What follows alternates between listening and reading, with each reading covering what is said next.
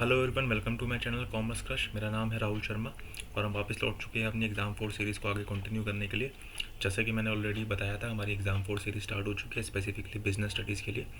और business studies का first unit हमने कवर किया था, फर्स्ट चैप्टर कवर किया था nature and significance of management, जिसके अंदर हमने 2-3 टॉपिक्स अभी तक कवर कर लिए हैं। फर्स्ट हमने कवर किया था मीनिंग ऑफ मैनेजमेंट, सेकेंड हमने कवर किया था difference between efficiency and effectiveness, और थर्ड हमने कवर किया था कैरेक्टरिस्टिक्स ऑफ मैनेजमेंट। तो वो टॉपिक्स देखने के लिए उनका लिंक मैं आपको आई बटन और डिस्क्रिप्शन में दे दूंगा।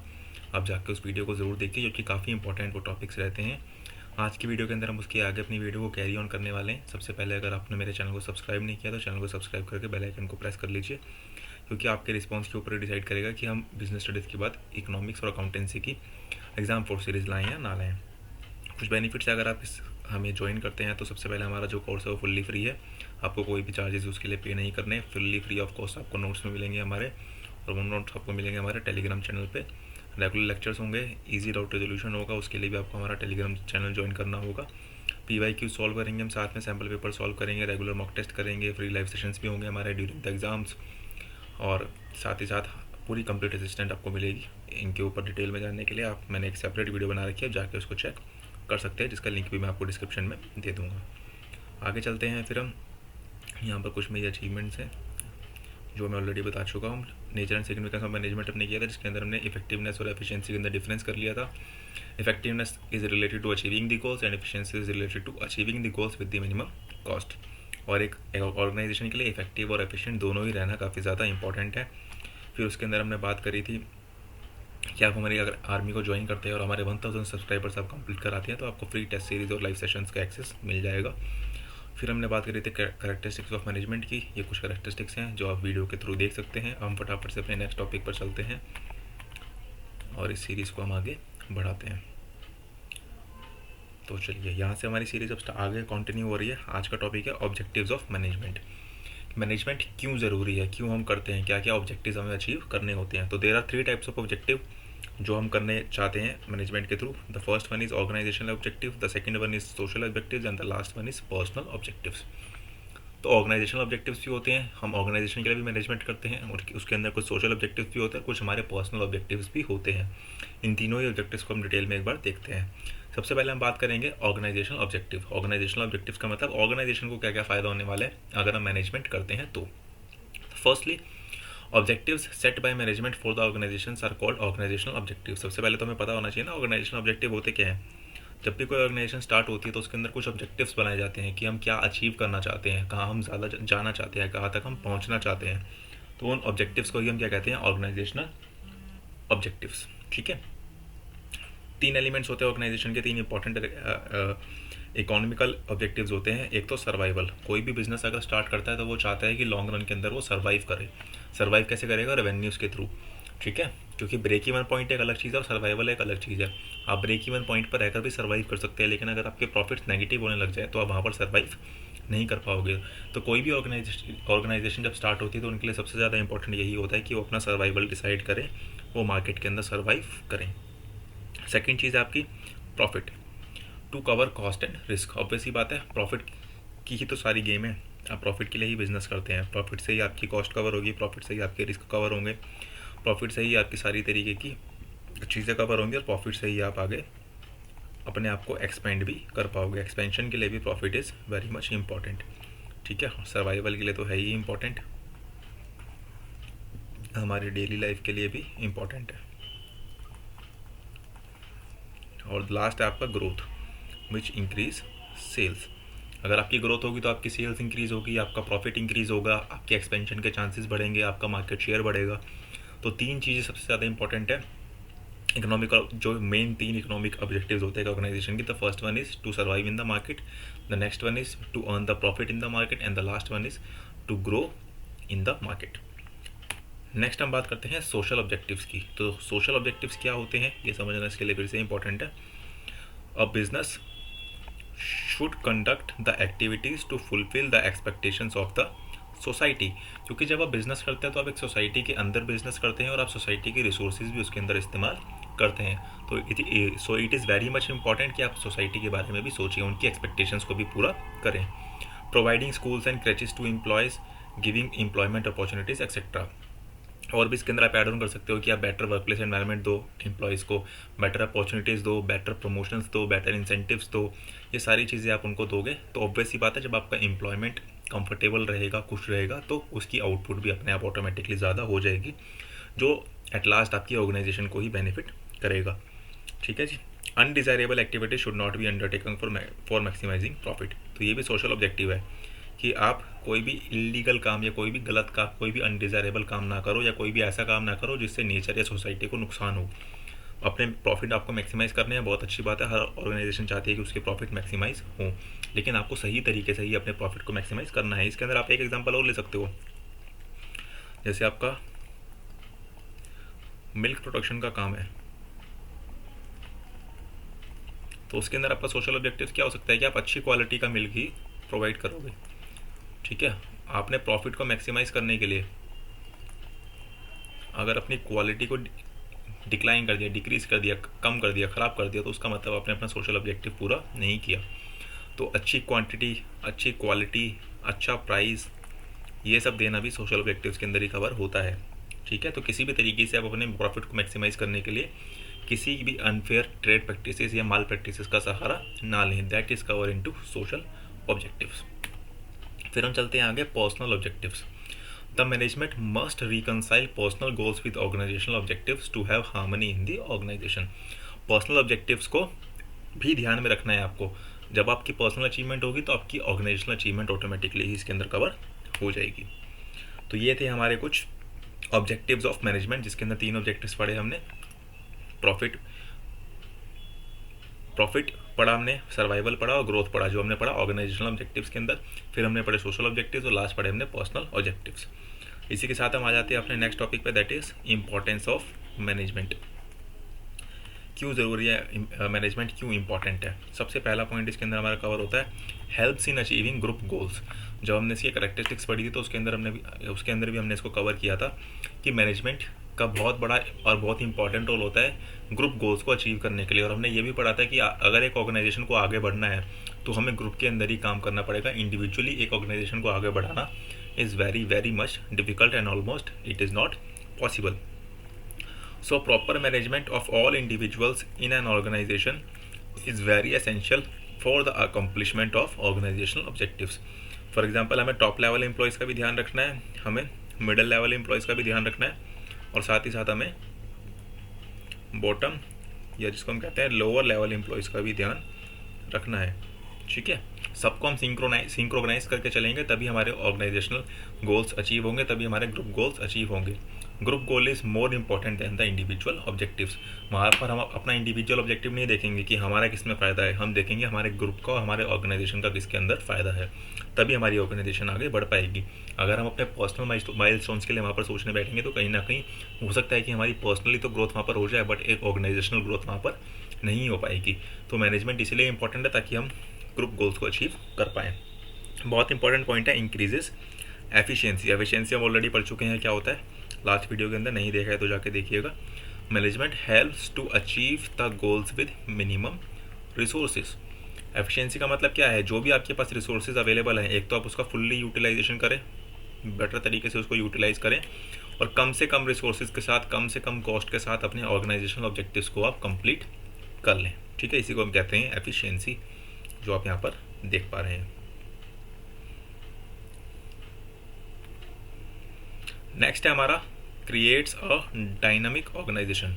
ये हमने कैरेक्टरिस्टिक के अंदर भी पढ़ा था। डायनामिक का मतलब क्या होता है, जो अप्रोप्रिएट चेंजेस को इंट्रोड्यूस करता रहे। ठीक है, कीप ऑन चेंजिंग।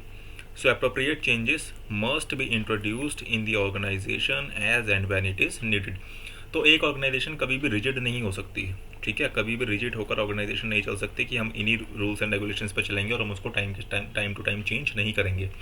एक ऑर्गेनाइजेशन को अपने आप को एनवायरनमेंट के हिसाब से, बिजनेस एनवायरनमेंट के हिसाब से, इंटरनल एनवायरनमेंट के हिसाब से, लीगैलिटीज़ के हिसाब से और काफ़ी चीज़ों के हिसाब से, काफ़ी फैक्टर्स के हिसाब से चेंज करना पड़ता है।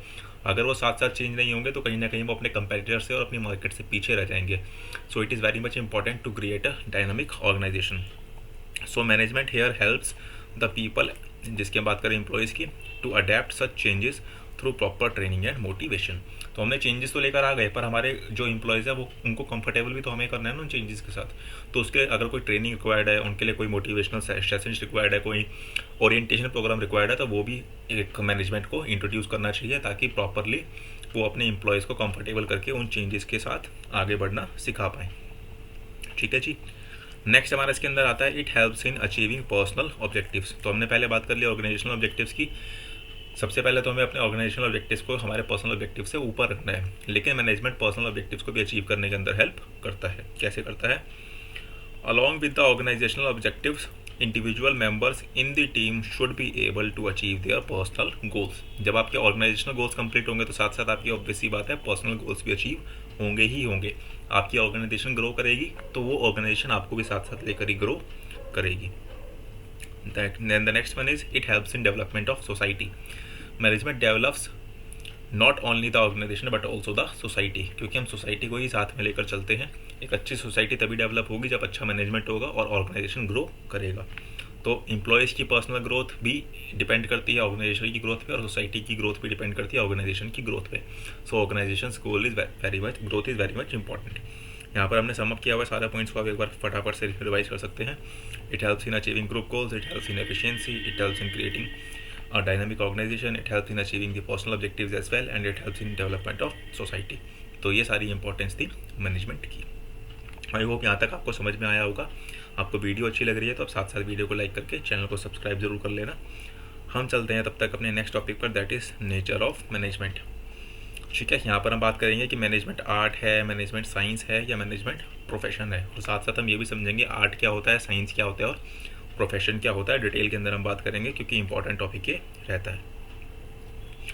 सबसे पहले हम बात करते हैं मैनेजमेंट आर्ट है। ठीक है जी, मैनेजमेंट आर्ट है, क्यों है? Management is an art because a manager uses his skills, his knowledge in his day to day activities for achieving the goals of the organisation. यही तो आता है आर्ट के अंदर, यही तो आता है आर्ट के अंदर। आर्ट के अंदर आप क्या करते हो? अपनी स्किल्स और नॉलेज को यूज़ करते हो। तो मैनेजमेंट के अंदर भी मैनेजर जो होता है, जो भी मैनेजमेंट होती है, सीईओ है, टॉप लेवल मैनेजमेंट है, कोई भी है उसके अंदर, चाहे लोअर लेवल एम्प्लॉयज़ है, अपर लेवल एम्प्लॉयज़ है, वो सभी अपनी स्किल्स को, अपनी नॉलेज को इस्तेमाल करते हैं अपनी डेली एक्टिविटीज़ के अंदर, ताकि वो अपने और ऑर्गेनाइजेशन की गोल्स को अचीव कर पाए। That's why management is an art. अब फीचर्स क्या होते हैं आर्ट के, वो हम और डिटेल में पढ़ेंगे यहाँ पर। सबसे पहले है existence of theoretical knowledge. So this knowledge is derived from the experiences of experts and is published in the form of books and literature in different fields like dance, music, public speaking, management etcetera. तो कुछ theories होती हैं जो उनके personal experiences के ऊपर based होती है, एक्सपर्ट की राय होती है उसके अंदर, लिटरेचर भी जुड़ा होता है उसके अंदर, उनकी हेल्प के थ्रू ही आर्ट आपका बनता है। Then the next one is personalised application. The use of basic knowledge varies from person to person. ये आर्ट के अंदर बहुत इंपॉर्टेंट होता है। आर्ट के अंदर ये बहुत इंपॉर्टेंट होता है कि एक थ्योरेटिकल नॉलेज तो आपको होती ही है, लेकिन उसकी प्रैक्टिकलिटी, उसको प्रैक्टिकल नॉलेज के अंदर कन्वर्ट हर कोई अलग तरीके से करता है।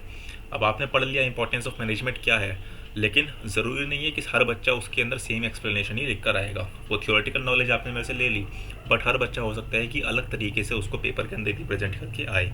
वही कवर होता है आपका आर्ट के अंदर कि आपको बेसिक नॉलेज तो सबको सेम है, लेकिन उसको हम प्रैक्टिकली अलग तरीके से हर कोई एक्सप्रेस करता है। For example, 2 dancers, 2 speakers, 2 actors, etc. will differ in demonstrating their art। ठीक है, हो सकता है कि एक ही सॉन्ग है, लेकिन अगर 2 अलग अलग सिंगर्स उसको गाएंगे, फॉर एग्जांपल अगर उसको एक अरिजीत सिंह और जुबिन नौटियाल गाएंगे, तो दोनों उसको अपने अपने अंदाज में अलग अलग तरीके से गाएंगे। ठीक है जी, ऐसे कोई भी एक पर्टिकुलर एक्ट है, उसको हर एक्टर अपने अपने स्टाइल में अपने अपने तरीके से अपना अपना एलिमेंट जोड़ते हुए कवर करेगा। तो यही होता है आपका second feature of art. Then the next one is based on practice and creativity। Obvious ही बात है, प्रैक्टिस के ऊपर तो बेस्ड होता ही है, क्योंकि हमने पढ़ा ना इसके अंदर थ्योरेटिकल नॉलेजेस होती हैं। थ्योरेटिकल नॉलेजेस कैसे आती हैं? प्रैक्टिस से आती है, उनके एक्सपीरियंसेस से आती हैं। और क्रिएटिविटी भी इसके अंदर होती है, क्योंकि हर कोई उसको अपने अलग तरीके से अपना एलिमेंट जोड़ते हुए प्रेजेंट करता है। Art involves creative practice of existing theoretical knowledge. ये थी हमारी आर्ट की बात, जिसके अंदर हमने सारी चीज़ें कवर करी। मैनेजमेंट आर्ट क्यों है और आर्ट के क्या क्या फीचर्स होते हैं। ठीक है जी, यहाँ तक आपको समझ में आ रहा होगा। अब हम चलते हैं आगे। Management is a science. Management science क्यों है?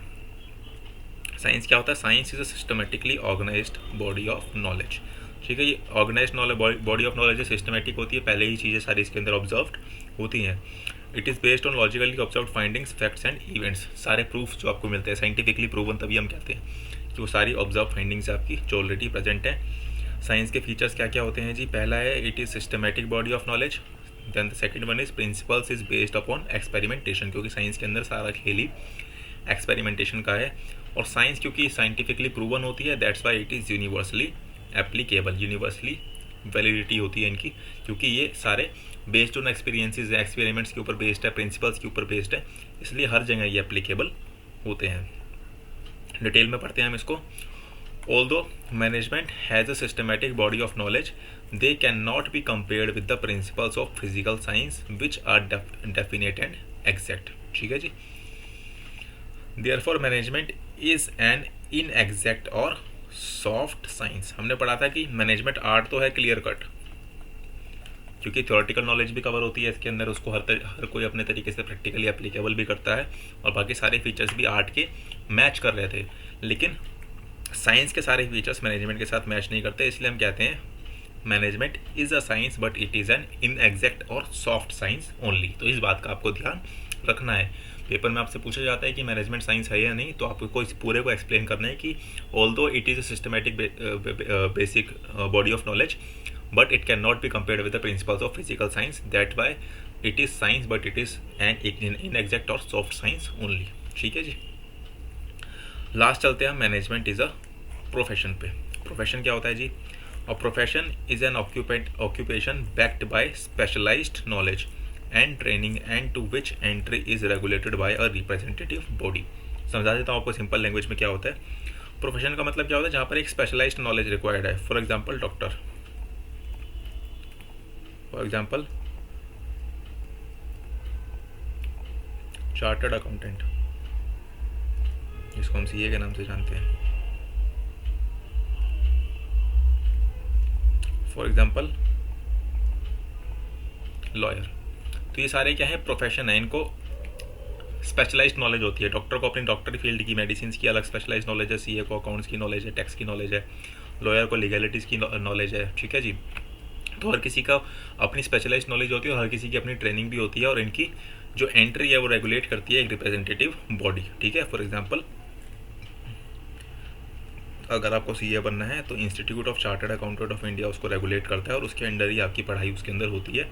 आपके सीए कंप्लीशन के बाद आपको वहाँ से सर्टिफिकेट ऑफ प्रैक्टिस दिया जाता है, जिसके बाद ही आप सीए बनते हैं और एज अ सीए आप काम करते हैं। सेम डॉक्टर के अंदर होता है, सेम लॉयर के अंदर होता है। तो किसी भी तरीके का अगर प्रोफेशन होता है तो उसको एक रिप्रेजेंटेटिव बॉडी ही रेगुलेट करती है, और आपको एक स्पेशलाइज्ड नॉलेज और ट्रेनिंग स्किल्स उसके अंदर कंप्लीट करनी पड़ती है। नेक्स्ट आपका इसके अंदर चलते हैं। सो it is a well defined body of knowledge developed by management experts. जो भी एक्सपर्ट्स होते हैं वो उसको डेवलप करते हैं। ऑलरेडी हमने पढ़ा है कि इसकी जो एंट्री होती है वो रिस्ट्रिक्टेड होती है। Reason being management requires a formal education and training provided by formal institutions like universities, professional organisations such as institute of chartered accountant of India, जो मैंने आपको बताया था, ICAI और IIM। ठीक है जी। तो ये स्पेशलाइज्ड बॉडी ऑफ ऑर्गेनाइजेशंस होती हैं जिनके थ्रू आपकी एंट्री रिस्ट्रिक्टेड होती है। अगर आपको सीए करना है तो आप ICAI से ही सीए कर सकते हैं।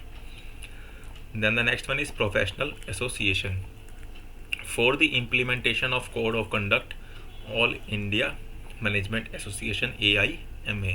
कोड ऑफ कंडक्ट का मतलब क्या होता है जी? Set of rules and regulations.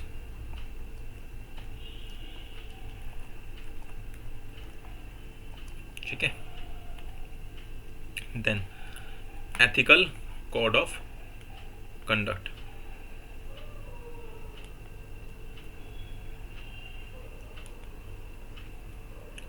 Next है आपका ethical code of conduct. All professions are bound by a code of conduct which guides the behaviour of its members. तो अगर आप सीए बन जाते हो, अगर आप डॉक्टर बन जाते हो, अगर आप लॉयर बन जाते हो, तो उसके अंदर कुछ कोड ऑफ कंडक्ट्स भी होते हैं, कुछ set of rules and regulations होते हैं जो आपको ड्यूरिंग प्रैक्टिस फॉलो करने पड़ते हैं। अगर आप उनको फॉलो नहीं करते तो आपकी मेंबरशिप जा भी सकती है। For example doctors take an oath of ethical practice at the time they enter the profession. तो उनको एक ऑथ दिलाई जाती है और उसको उनको फॉलो करना पड़ता है। इन केस वो उसको ब्रीच करते हैं तो उनकी मेंबरशिप भी जा सकती है।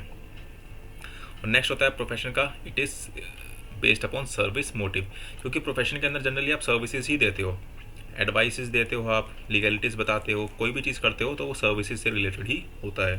So the primary objective as a profession is providing service to the society. ये सर्विस सेक्टर के अंदर आता है क्योंकि आप इसके अंदर ओनली सर्विसेज देते हो, गुड्स प्रोवाइड नहीं करते हो, ठीक है। इसके अंदर आप खाली सर्विसेज देते हो which are intangible and which are productive. तो ये हमने पढ़ लिया हमारा नेक्स्ट टॉपिक जो था management as an art, management as a science and management as a profession. उसके बाद हम फटाफट से बढ़ जाते हैं अपने नेक्स्ट टॉपिक पे, क्योंकि फटाफट से मुझे सब कुछ आपको रिवाइज कर रहा है। That is level of management. There are 3 levels of management, जिसकी मैंने बीच में भी कई बार बात की, आपने सुना होगा। The first one is top level management, then the second level is middle level management, and last but not the least is lower level management. तीनों ही लेवल्स को हम डिसाइड करते हैं, मतलब डिफाइन करते हैं, डिटेल में बात करते हैं इनके बारे में।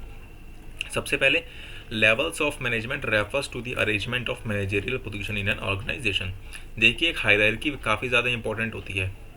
अगर वो हायरार्की नहीं होगी तो कहीं ना कहीं आप मैनेजमेंट को मैनेज ही नहीं कर पाओगे। अगर आप मैनेजमेंट को मैनेज नहीं कर पाओगे तो आप अपने ऑर्गेनाइजेशनल गोल्स को भी जो है अचीव नहीं कर पाओगे। इसलिए एक हायरार्की इंपॉर्टेंट है। फॉर एग्जांपल, आप इंडिया की बात करें, डेमोक्रेसी की बात करें, तो यहाँ पर भी तो हायरार्की है ना। सेंट्रल गवर्नमेंट है, फिर स्टेट गवर्नमेंट है, फिर लोकल गवर्नमेंट है, ठीक है। ऐसी सुप्रीम कोर्ट है, हाई कोर्ट है, लोअर लेवल कोर्ट्स हैं।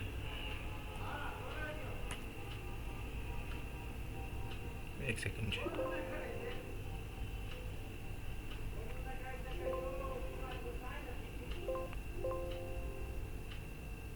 ठीक है जी। सुप्रीम कोर्ट है,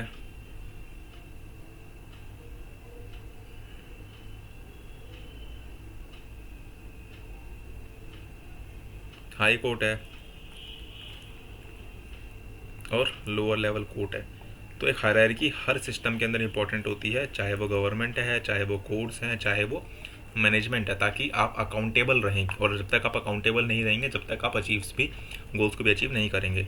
सो there are generally 3 levels of management, top level management, middle level management and lower level management, ठीक है जी, जिसको हम सुपरवाइजरी और ऑपरेशनल मैनेजमेंट भी कहते हैं, लोअर लेवल मैनेजमेंट को। तो पेपर में आ जाता है सुपरवाइजरी या ऑपरेशनल मैनेजमेंट के नाम से, तो आप समझना जाना कि हम लोअर लेवल मैनेजमेंट की बात कर रहे हैं।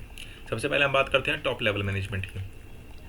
Top level management consist of managers at the highest level in the management hierarchy. नाम से पता लग रहा है टॉप लेवल है तो मतलब सबसे ऊपर वो होते हैं। कौन कौन आते हैं इसके अंदर? चेयरमैन आता है, मैनेजिंग डायरेक्टर्स आते हैं, बोर्ड ऑफ डायरेक्टर्स आते हैं, chief executive, general manager, CEO are regarded as top level management in a business organisation. तो इनका काम क्या होता है? डिसीजंस लेना। इनका काम है डिसीजंस लेना, पॉलिसीज़ को फॉर्मुलेट करना। ये सारी चीज़ें आपकी टॉप लेवल मैनेजमेंट के अंदर आती है।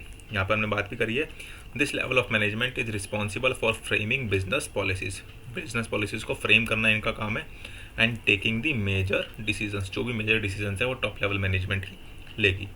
They perform administrative functions more than the managerial functions.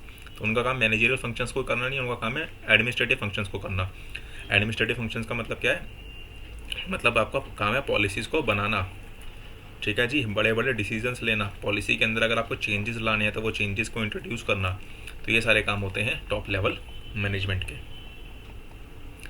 चलिए जी, functions of top level management important है, कई बार सेपरेट क्वेश्चन भी इससे आ जाता है, इसको हमने अलग से कवर भी किया है। The first one is it lays down the objectives of business. Business का क्या ऑब्जेक्टिव है, कहाँ पर बिजनेस पहुँचना चाहता है, वो सारी चीज़ें कौन डिसाइड करेगा? Top level management.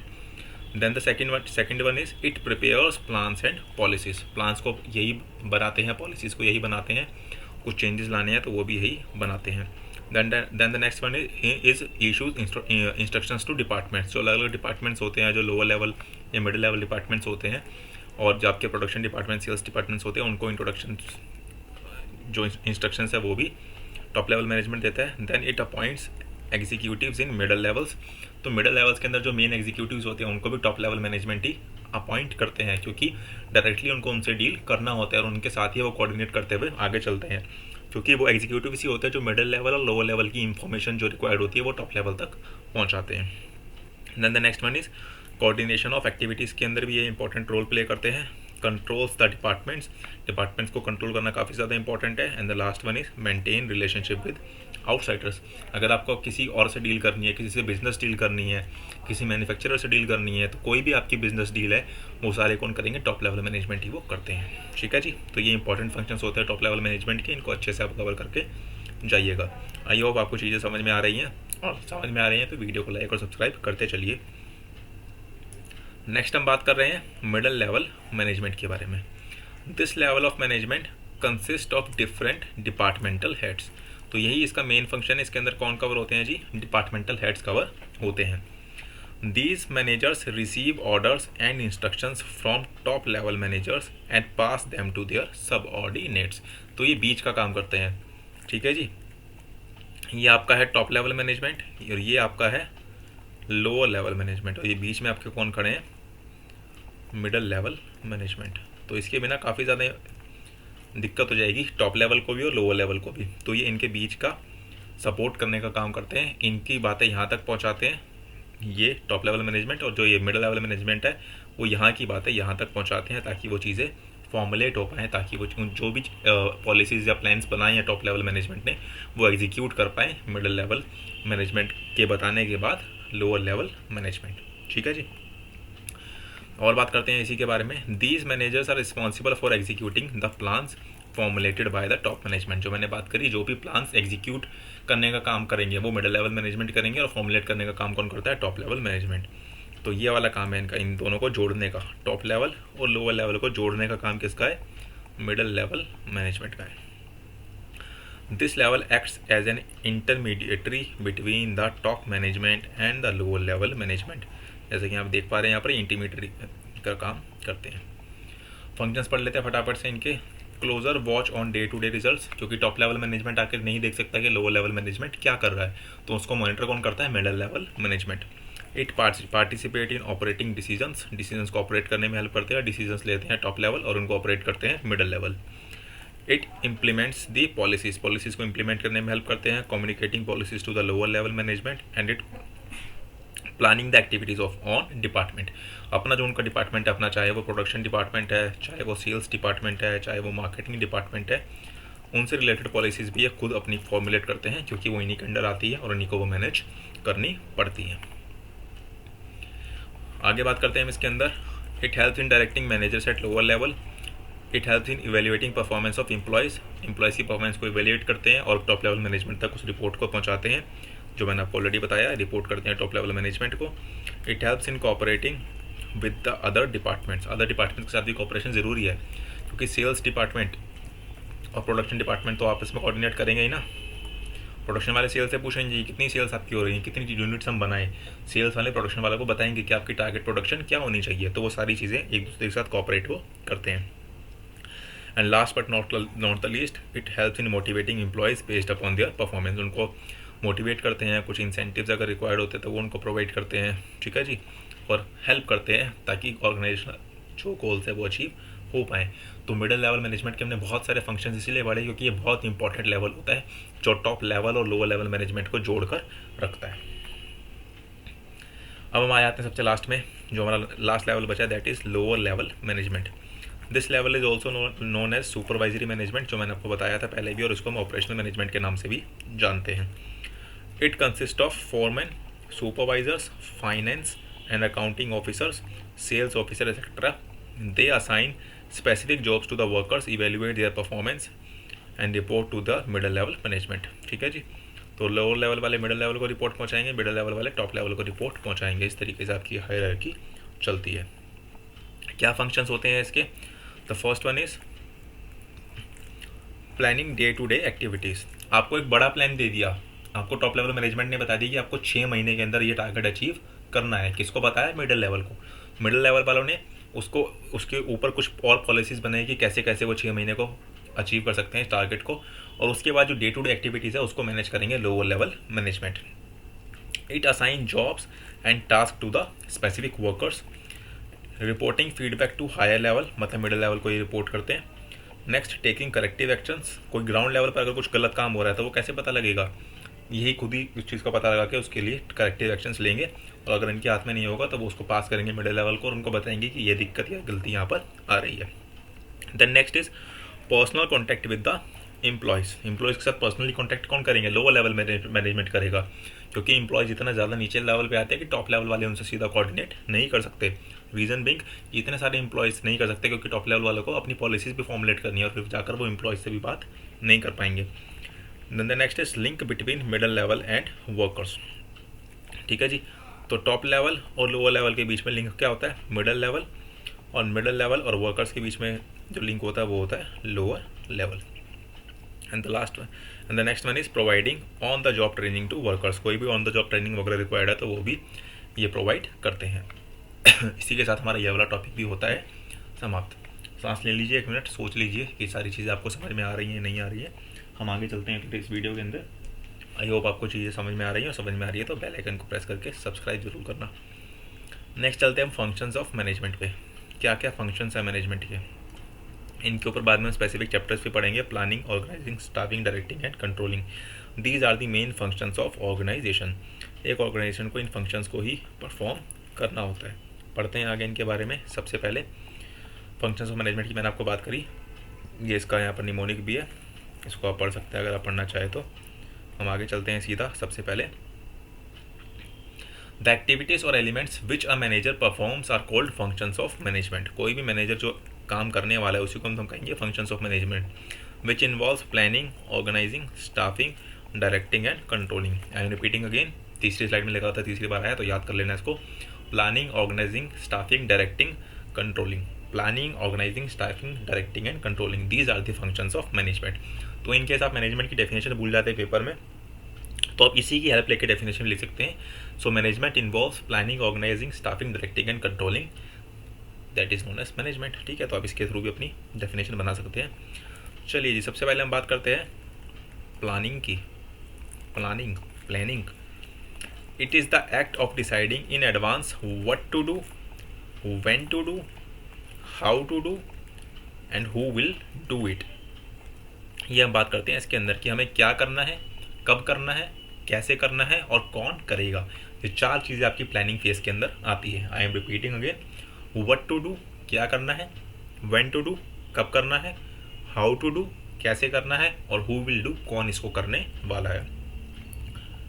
So it is a process which involves before thinking before doing. कोई भी काम आप करने से पहले जब उसकी प्लानिंग फेज में हो, सोच रहे हो कि कैसे आपको क्या करना है, कहाँ पहुँचना है, कैसे करना है, कब करना है, क्यों करना है, कौन करेगा, ये सारी चीज़ें किसके अंदर आती हैं? प्लानिंग के अंदर ये सारी चीज़ें कवर होती हैं।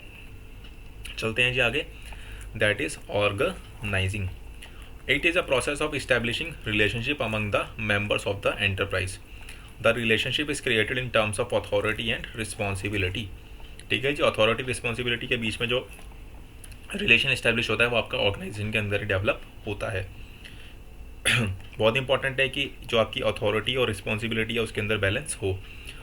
अगर अथॉरिटी रिस्पॉन्सिबिलिटी से ज़्यादा है तो कहीं ना कहीं उसके मिसयूज़ होने के चांसेस बढ़ जाते हैं, और अगर रिस्पॉन्सिबिलिटी ज़्यादा है अथॉरिटीज़ की तो ऑब्वियस ही बात है, रिस्पॉन्सिबिलिटी ज़्यादा है बट आपके पास एफिशिएंट या अप्रोप्रिएट अथॉरिटी नहीं है तो कहीं ना कहीं आप अपने ऑब्जेक्टिव्स को पूरा नहीं कर पाओगे। सो it is very much important that authority और रिस्पॉन्सिबिलिटी इक्वल मात्रा के अंदर अवेलेबल होगा ऑर्गेनाइजेशन के अंदर, ताकि कोई भी दिक्कत परेशानी ऑर्गेनाइजेशन के अंदर ना आए। अब चलते हैं जी हम आगे। That is staffing. नाम से पता लग रहा है स्टाफिंग के अंदर आपको क्या करना होगा? स्टाफिंग के अंदर आपको क्या करना पड़ेगा भाई? रिक्रूटमेंट करनी पड़ेगी। Staffing function compromises recruitment, selection, training, development, appraisal of employees in the organization. तो रिक्रूटमेंट से रिलेटेड जो भी काम होता है, HRM से रिलेटेड, ह्यूमन रिसोर्स मैनेजमेंट से रिलेटेड जो भी काम होता है, चाहे वो लोगों को रिक्रूट करना हो, उनको सिलेक्ट करना हो, उनको अप्रोप्रिएट ट्रेनिंग देना हो, चाहे आप नए एम्प्लॉयज़ को ट्रेनिंग दे रहे हैं या कोई आपका एग्जिस्टिंग एम्प्लॉयज़ है बट आपने कुछ नए चेंजेस लेके आए हैं तो उसको लेकर ट्रेनिंग दे रहे हैं, कोई भी डेवलपमेंट काम आपको करना है, अप्रेजल देना है एम्प्लॉयज़ को, तो सारी चीज़ें आपकी स्टाफिंग के अंदर कवर होती हैं। It aims is to place the right person at the right time and at the right job. सही पर्सन को सही समय पर सही जॉब पर ले रिक्रूट कर पाए, ला पाएँ, यही काम होता है, यही मेन ऑब्जेक्टिव होता है स्टाफिंग का। नेक्स्ट चलते हैं जी हम डायरेक्टिंग पे। डायरेक्टिंग नाम से पता लग रहा है, डायरेक्ट कर रहे हो आप किसी को। डायरेक्टर होता है ना मूवीज़ के अंदर, तो वो क्या करता है, डायरेक्ट करता है, इंस्ट्रक्शंस देता है, बताता है, गाइड करता है कैसे क्या करना है. So it is concerned with instructing, guiding and inspiring people in an organization to achieve organizational goals. ठीक है जी, लोगों को इंस्ट्रक्ट करना, लोगों को गाइड करना, अपने एक्सपीरियंसेस से बताना, उनको इंस्पायर करना, सारी चीज़ें कवर होती है डायरेक्टिंग के अंदर. Direction is not only issuing orders and instructions by superior to subordinate but also guiding, motivating and leading the team. तो खाली नहीं है कि आपने एक पेपर पे अपना बड़ा सा जो लीगलिटीज़ बता दी कि आपको ये करना है, ये इश्यूज आपने ऑर्डर कर दिए, आप लोग बीच में आके उनको सुपरवाइज़ करो, उनको गाइड करो कि आप कैसे ऑर्गेनाइजेशन को उसको इफेक्टिवली अचीव कर सकते हो. अगर आपकी ऑर्गेनाइजेशन डाउन हो रही है तो आप आके उनको मोटिवेट करो, उनको आप फ्रंट से लीड करो कि हाँ मैं कर सकता हूँ, मैं आ सकता हूँ, तो आप भी कर सकते हैं. अगर आप अपने एम्प्लॉयज़ से ओवर टाइम करवा रहे हैं तो आप खुद भी वहाँ पर ओवर टाइम के लिए बैठे हैं ताकि आपके एम्प्लॉयज़ को मोटिवेशन मिले, आप उनको लीड करें और वो अच्छे तरीके से आपके ऑर्गेनाइजेशन गोल्स को अचीव कर पाएँ. बहुत इंपॉर्टेंट चीज़ यहाँ पे लिखी है, direction is the heart of management. क्या लिखा है जी, direction is the heart of management. क्योंकि आपकी डायरेक्शन अगर आपकी डायरेक्शन अच्छे से कंप्लीट होगी, अच्छे तरीके से आप इशू करोगे, इंस्ट्रक्शंस को इशू करोगे, आप अपने ऑर्गेनाइजेशन को लीड करोगे, मोटिवेट करोगे, गाइड करोगे, तो सारी चीज़ें अपने आप ही कोऑर्डिनेट हो जाएंगी. So that's why it is known as heart of management. ये आपका पेपर में भी पूछा जा सकता है. लास्ट हम बात करते हैं जी कंट्रोलिंग की. ये भी नाम से पता लग रहा है, चीज़ों को कंट्रोल करना. कंट्रोल कब करने की ज़रूरत पड़ेगी, बात करते हैं. So it deals with measurement and correction of the performance of persons against the predetermined standards. Standard और एक्चुअल, इन दोनों परफॉर्मेंसेस को कंपेयर करना. ठीक है जी, इन दोनों परफॉर्मेंसेस को कंपेयर करना, that is known as controlling. और खाली कंपेयर करना नहीं, जो भी गलतियाँ रह गई, जो भी कमियाँ रह गई, उसको करेक्ट भी करना. फॉर एग्जांपल, आपने स्टैंडर्ड सेट किया था कि हम एक साल के अंदर 5000 यूनिट्स को प्रोड्यूस करेंगे, लेकिन आपकी एक्चुअल प्रोडक्शन जब निकल के आई वो खाली 3000 यूनिट्स की ही निकल कर आई. तो आप कंट्रोलिंग के अंदर देखेंगे कि आपकी जो 2000 यूनिट्स कम रह गई वो किस रीज़न से कम रही, क्या आपकी कमी रह गई वहाँ पर, और किस तरीके से आप कौन से करेक्टिव प्लान्स लेकर आएंगे जिसकी वजह से जो वो गैप रह गया बीच के अंदर आप उसको कवर अप कर पाएँ. ठीक है जी. तो इसके स्टेप्स क्या क्या होते हैं. सबसे पहले इस्टेब्लिश करना स्टैंडर्ड्स को. सबसे पहले हमने स्टैंडर्ड्स को इस्टेब्लिश किया कि हम 5000 यूनिट्स प्रोड्यूस करेंगे. फिर मेज़र करना अपनी परफॉर्मेंस को. हमने मेज़र किया कि हमने एक्चुअली में 3000 यूनिट्स ही प्रोड्यूस करी है. फिर कंपेयर करना एक्चुअल परफॉर्मेंस को स्टैंडर्ड्स के साथ. हमने कंपेयर किया कि 5000 बनानी थी, 3000 ही बनाई, 2000 यूनिट्स हमने गायब कर दी, कम बनाई हैं. और बाद में करेक्टिव एक्शंस लेना. हम देखेंगे कि शायद हमारी रिसोर्सेज जो है फुल्ली यूटिलाइज नहीं हुए, शायद हमारी लेबर ने पूरे तरीके से काम नहीं किया, शायद हमारी मशीन्स कुछ ज़्यादा ही ख़राब हो गई जिसकी वजह से ज़्यादा दिन काम नहीं हो पाया, शायद हमारे पास जनरेटर्स नहीं थे जिसकी वजह से जब लाइट हुई गई हमारी प्रोडक्शन नहीं हो पाई. तो अलग अलग रीजंस हो सकते हैं, वो उनको देखेंगे कि क्या रीजंस रहे हैं और उनके लिए क्या करेक्टिव एक्शंस लेने चाहिए ताकि अगली बार वो गैप ना आए. अब ताकि अगली बार वो उन डेविएशंस को, इसको हम डेविएशन बोलते हैं, 2000 यूनिट्स का रही डेविएशन रहे, ताकि उन डेविएशंस को हम नलीफाई अगले टाइम कर पाएँ. This is the main function of controlling. बाकी इन सब के बारे में डिटेल में बाद में पढ़ेंगे. आई होप यहाँ तक आपको समझ में आया हो. हमारा नेक्स्ट टॉपिक भी यहाँ तक कवर हो चुका है. एक गहरी से सांस लीजिए क्योंकि अभी इतनी जल्दी मैं आपको छोड़ने वाला नहीं हूँ. 1 शॉर्ट रिवीजन है, फटाफट से हमें इसको कंप्लीट करते हुए चलना है. नेक्स्ट बात करते हैं हम कोऑर्डिनेशन की. जैसे कि आपको डायग्राम में बताया गया है, यहाँ पर कोऑर्डिनेट कर रहे हैं ना वो एक दूसरे के साथ, ये बंदा ये बंदा ये बंदा ये बंदा सब एक दूसरे के साथ कोऑर्डिनेट कर रहे हैं. अगर कोऑर्डिनेट नहीं करेंगे तो ये इस पजल को सॉल्व नहीं कर पाएंगे. So that's why coordination is known as the essence of management. Management की जान, मैनेजमेंट की बैकबोन हम कहते हैं कोऑर्डिनेशन को. डिटेल में पढ़ते हैं इसके बारे में. बहुत इंपॉर्टेंट टॉपिक है, मार्क कर लीजिए, बहुत इंपॉर्टेंट टॉपिक है कोऑर्डिनेशन. और मेरे साथ कोऑर्डिनेट कीजिए और अच्छे तरीके से पढ़िए और कोऑर्डिनेट कीजिए, सब्सक्राइब कीजिए. Coordination refers to the process of integrating the activities. Integrating का मतलब आपको पता होगा एक करना, ठीक है, एकजुट करना. Integrating of activities of different units of an organization to achieve the organizational goals. बहुत सारे अलग अलग जो है यूनिट्स होते हैं ऑर्गेनाइजेशन के अंदर, अलग अलग डिपार्टमेंट्स होते हैं, अलग अलग लेवल ऑफ मैनेजमेंट होता है जिसकी हमने बात करी. टॉप लेवल मैनेजमेंट है, मिडिल लेवल मैनेजमेंट है, लोअर लेवल मैनेजमेंट है, ग्राउंड लेवल पर एम्प्लॉयज़ हैं, ठीक है। इसके अलावा डिपार्टमेंट्स अलग अलग हैं, प्रोडक्शन डिपार्टमेंट है, सेलिंग डिपार्टमेंट है, मैन्युफैक्चरिंग डिपार्टमेंट है, वो तो आपका प्रोडक्शन में आ गया, सॉरी मार्केटिंग डिपार्टमेंट है। तो बहुत सारे अलग अलग यूनिट्स होते हैं। तो बहुत इंपॉर्टेंट है कि वो सारे इंटीग्रेट होकर चलें और सारे कोऑर्डिनेटेड वे में चलें। अगर आपस में उनकी कोऑर्डिनेशन अच्छी नहीं होगी तो कहीं ना कहीं दिक्कतें पैदा होंगी। जैसे यहाँ पर आपका फोटो भी दिखा रहा है कि ब्रिंगिंग इनटू वन लाइन, अभी सारे अलग अलग चलने लग जाए क्या होगा, बहुत बुरा होगा। Coordination is needed in the all the functions of management, मतलब स्टाफिंग में भी चाहिए, डायरेक्टिंग में भी चाहिए, कंट्रोलिंग में भी चाहिए, प्लानिंग में भी चाहिए, हर चीज़ के अंदर आपको कोऑर्डिनेशन चाहिए। And at the all levels of management, top level पे भी चाहिए। टॉप लेवल के आपस में लड़ने लग जाएंगे तो फिर क्या मैसेज जाएगा मिडिल और लोअर पे, मिडिल लेवल पे भी चाहिए और लोअर लेवल पे भी चाहिए। Therefore it is known as essence of management, क्योंकि आपको हर लेवल पर, हर लेवल ऑफ मैनेजमेंट पर, हर फंक्शंस पर कोऑर्डिनेशन की ज़रूरत है। विदाउट कोऑर्डिनेशन कोई भी टास्क आपका कंप्लीट नहीं हो सकता, चाहे वो छोटे से छोटा टास्क हो, चाहे वो बड़े से बड़ा टास्क हो। That's why coordination is known as the essence of management. चलते हैं एक और इम्पॉर्टेंट टॉपिक पे जो इसी से रिलेटेड है, that is characteristics of management. क्या क्या कैरेक्टरिस्टिक्स होती हैं। सबसे पहले हमने इसके अंदर एक वर्ड पढ़ा था, integration. Coordination integrates group efforts by unifying diverse interest giving a common focus to goal. सबके इंटरेस्ट हो सकता है अलग अलग गोल, लेकिन सबका गोल एक ही है, सबका फोकस एक ही है, to achieve the organizational goals. तो इस तरीके से ये इंटीग्रेट करने का काम करती है। Then the next one is unity of action, बहुत इंपॉर्टेंट है। Coordination helps to maintain unity of action among the activities of one department with that of another. दो अलग अलग डिपार्टमेंट्स के अंदर ये इस तरीके से बैलेंस करने का काम करती है। इसका एग्जांपल भी हमने लिया है यहाँ पर, जिसके लिए मैं रुका हुआ था। Purchase department should purchase enough material which are necessary for the production of department. Imbalance between these two departments will cause loss to the organization. जितना आपको प्रोडक्शन करना था, प्रोडक्शन डिपार्टमेंट ने बोला कि भाई हमें तो 5000 यूनिट्स बनानी है, लेकिन जो परचेज डिपार्टमेंट था उसने उनकी बात ढंग से नहीं सुनी, वो सामान लेके आए खाली 3000 यूनिट्स बनाने का। तो इसमें कहीं ना कहीं नुकसान किसका होगा, ऑर्गेनाइजेशन का होगा, क्योंकि आप प्रॉपर मटेरियल लेके नहीं आए, या बाद में दोबारा आप ऑर्डर करोगे, फिर दोबारा मटेरियल आएगा, तो जब तक का टाइम आपका खराब होगा, आपकी प्रोडक्टिविटी खराब होगी जब तक की। ठीक है, तो इसलिए दो डिपार्टमेंट्स का आपस में एक दूसरे के साथ कोऑर्डिनेट करना और एफिशिएंटली और इफेक्टिवली कोऑर्डिनेट करना इंपॉर्टेंट है। अदरवाइज कहीं ना कहीं इसकी भरपाई किसको करनी पड़ेगी, सिर्फ और सिर्फ ऑर्गेनाइजेशन को। नेक्स्ट है हमारा, it is a continuous process. It is a continuous process, management is a continuous process. तो जो भी आपकी है planning, organizing, staffing, directing and controlling, it is a continuous process. Controlling के बाद दोबारा प्लानिंग स्टार्ट हो जाती है आपकी, क्योंकि आपको करेक्टिव एक्शंस लेने हैं। और बाई चांस आपने अपनी जो भी आपने टारगेट सेट किया तो उनको अचीव कर लिया, तो आपको नेक्स्ट टारगेट को सेट करना है। तो ये एक कॉन्टीन्यूअस प्रोसेस है और ये चलता ही जाता है। So management is a continuous process and coordination is associated with all other functions of management, so that it is a continuous process. Then the next one is pervasive, ये हमने word पहले भी पढ़ा हुआ है, pervasive. Coordination requires at all levels of management and in all departments of the organization. Pervasive का मतलब क्या होता है, that it is applicable at all levels of management and at the all departments of the organization.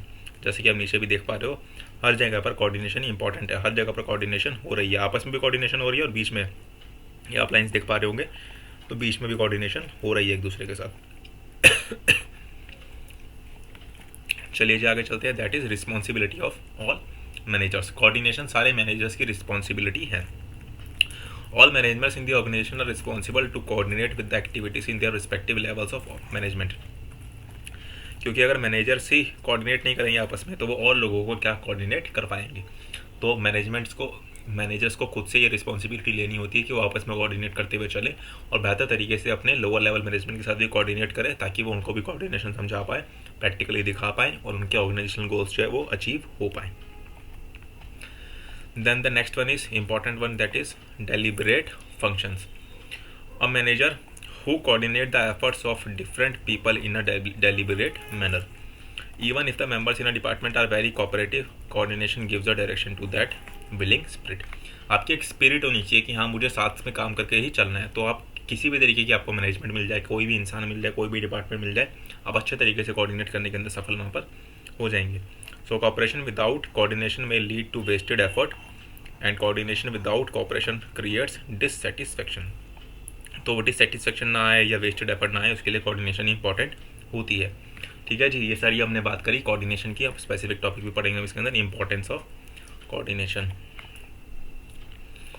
सबसे पहले it helps in growth in size. An organization grows in size, the number of people employed will also be increased. ठीक है जी, अगर आपने organizational goals को achieve किया, इसका मतलब आपकी ऑर्गेनाइजेशन ग्रो हो रही है, आपकी ऑर्गेनाइजेशन का साइज बड़ा हो रहा है। और जैसे जैसे आपका ऑर्गेनाइजेशन एक्सपेंड होगा, ऑब्वियस सी बात है उनको और लोगों की भी तो जरूरत पड़ेगी। टॉप लेवल पर और लोगों की जरूरत पड़ेगी, मिडिल लेवल पे और लोगों की जरूरत पड़ेगी, लोअर लेवल पे और लोगों की जरूरत पड़ेगी, और ज़्यादा वर्कर्स की जरूरत पड़ेगी। तो इवेंचुअली लोगों का भी फायदा इसके अंदर होगा, इसलिए कोऑर्डिनेशन जो है इंपॉर्टेंट है। All individuals differ in their habits, approaches, etc. so that it becomes necessary to coordinate their efforts to the common goal. अगर आप कॉमन गोल को साथ में लेकर चलेंगे, कॉमन गोल आपका अचीव होगा, तो आप भी ग्रो करेंगे ही करेंगे। Next is functional differentiation. The functions of an organisation is divided into departments, जिसकी हमने बात करी। अलग अलग डिपार्टमेंट्स होते हैं, purchase department, production department, marketing department, sales department, and their objectives are also different. हर किसी का अपना अलग ऑब्जेक्टिव होता है। परचेज डिपार्टमेंट का ऑब्जेक्टिव होता है कि जितनी भी एडिक्वेट क्वांटिटी है उसी को वो परचेज करे। प्रोडक्शन डिपार्टमेंट का काम होता है कि जितनी भी एडिक्वेट प्रोडक्शन रिक्वायर्ड है उसको वो प्रोड्यूस करें। सेलिंग डिपार्टमेंट का काम है कि जितनी भी वो आउटपुट दे दे कि हम इतनी प्रोडक्शन सेल करेंगे उतनी वो सेल भी करें। मार्केटिंग डिपार्टमेंट अच्छे तरीके से अपने प्रोडक्ट की मार्केटिंग करें। For example, marketing department may try to increase the sales volume by offering 10% discount, but the finance department may not approve it because of its loss of revenue. Marketing department ने तो बोला कि हम अपनी cell volume को increase करना चाहते हैं, तो हम 10% डिस्काउंट ऑफर करना चाहते हैं, लेकिन फाइनेंस डिपार्टमेंट ने मना कर दिया। उन्होंने बोला कि अभी हम लो बजट चल रहे हैं, अगर आप डिस्काउंट भी दोगे तो हमारे प्रॉफिट मार्जिन भी कम हो जाएंगे और हमें लॉस हो सकता है रेवेन्यू के अंदर। तो इसलिए इस केस पर क्या होगा, उन दोनों का कोऑर्डिनेट करना इंपॉर्टेंट होगा कि किस तरीके से वो आगे चले। यही हमने लिखा भी आगे। In such a situation coordination has a vital role in the integration of efforts by the above two departments. तो वो एक दूसरे से कोऑर्डिनेट करें, आराम से बात करें और फिर बेहतर डिसीजन से पहुंचे कि ऑर्गेनाइजेशन को किस तरीके से ज़्यादा फायदा हो सकता है, तो उस डिसीजन को वो ले। Then the next one is specialization. Nowadays many organizations appoint specialists in different jobs. These specialists may think that they are qualified to evaluate, judge and decide in their professional area. They do not take advice from others. This often leads to conflict among different specialists. उन्होंने एक specialist बना लिया, मान लो एक finance specialist को वो लेकर आ गए। अब उसने सोचा था भाई फाइनेंस में तो मेरी स्पेशलाइजेशन है, और उसने फाइनेंस से रिलेटेड डिसीजन और किसी से पूछे नहीं, सारे के सारे डिसीजन खुद ले लिए। तो उस केस के अंदर क्या होगा, बाकी डिपार्टमेंट्स को भी दिक्कत होगी और एट लास्ट दिक्कत होगी ऑर्गेनाइजेशन को। तो इसी की वजह से भी दिक्कत आ सकती है। तो इसलिए कॉन्फ्लिक्ट से बचने की कोशिश करनी चाहिए आपको। एडवाइस सब डिपार्टमेंट से, सब मैनेजमेंट से लेकर चलनी है। So coordination plays an important role to bring harmony among these personal for the benefit of the organization. उनको ये नहीं देखना कि हमें अपनी नॉलेज को दिखाना है कि हमें हाँ स्पेशलाइज नॉलेज है, उनको ऑर्गेनाइजेशन के बारे में सोचना है। ठीक है जी, तो क्या क्या फ़ायदे होते हैं इनके, growth in size, functional differentiation और स्पेशलाइजेशन। ये 3 फ़ायदे होते हैं, ये 3 फ़ायदे हैं, ये 3 इंपॉर्टेंस है ऑर्गेनाइजेशन की।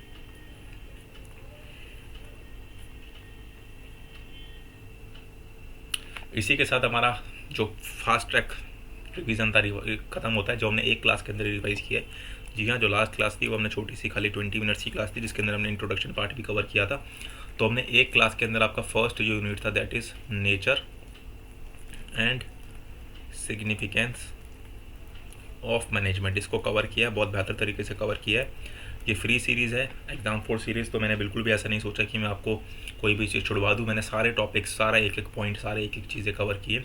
तो आई होप आपको ये वीडियो पसंद आई होगी। अगर आपको ये वीडियो पसंद आई है तो अब इस वीडियो को लाइक कर दीजिए, मेरे चैनल को सब्सक्राइब करके बेल आइकन को प्रेस कर दीजिए, ताकि जो भी आगे सीरीज़ आने वाली है वो भी आप तक पहुँच पाए। अगर आप चाहते हैं ऐसे ही वीडियोज़, ऐसे ही सीरीज़ हम कंटिन्यू करें इकोनॉमिक्स और अकाउंटेंसी के भी अंदर, तो अभी कमेंट बॉक्स के अंदर अपनी रिक्वायरमेंट आप हमें बताएं, और इस वीडियो को ज़्यादा से ज़्यादा शेयर करके चैनल को ज़्यादा से ज़्यादा सब्सक्राइब करें। और कोई भी चीज़, कोई भी डाउट, कोई भी इनपुट आप अपनी देना चाहते हैं, कोई भी फीडबैक देना चाहते हैं, तो you are very much free. आप अपनी फीडबैक फ्रीली हमारे कमेंट के अंदर शेयर कर सकते हैं। मैं ज़रूर उनको पढ़ूंगा और उनके ऊपर काम करने की कोशिश करूँगा। So thank you so much for watching my session. Thank you so much for watching this video.